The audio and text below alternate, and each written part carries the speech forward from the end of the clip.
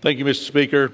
My amendment would protect our country and American families in the event of a national emergency by requiring the Department of Energy to refill the Strategic Petroleum Reserve at a competitive market rate. We all remember that President Biden chose to tap the SPR for political reasons as he tried to mask his failed energy policies that caused gas prices to soar. When President Biden took office, the average weekly price for a gallon of gas was $2.38. It was already $3.53 prior to Putin invading Ukraine, before hitting record highs last summer.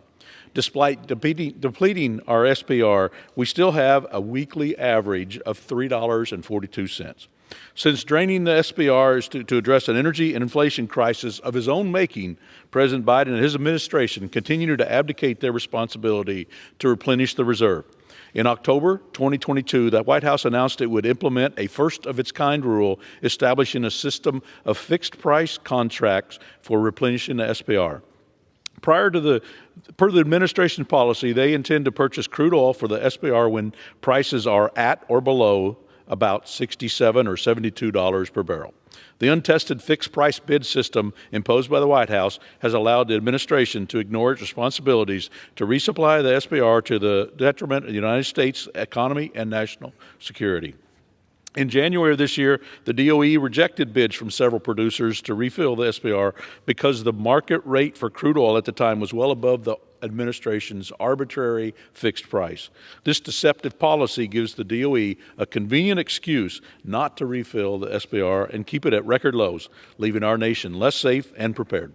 My amendment would remedy this problem by requiring the DOE to use the commonly accepted index-based pricing bid process. Historically, the index-based bid process is used to solicit contracts to refill the SPR and is a standard pricing regime used in the global oil and gas market. Using this more accepted metric, DOE would competitively bid at the market rate for crude oil when buying for the SPR. This bidding system will ensure that DOE will meet its obligations to refill the SPR and not circumvent the obligation with an arbitrary price ceiling. Further, the federal government should not be a speculator in the crude oil market.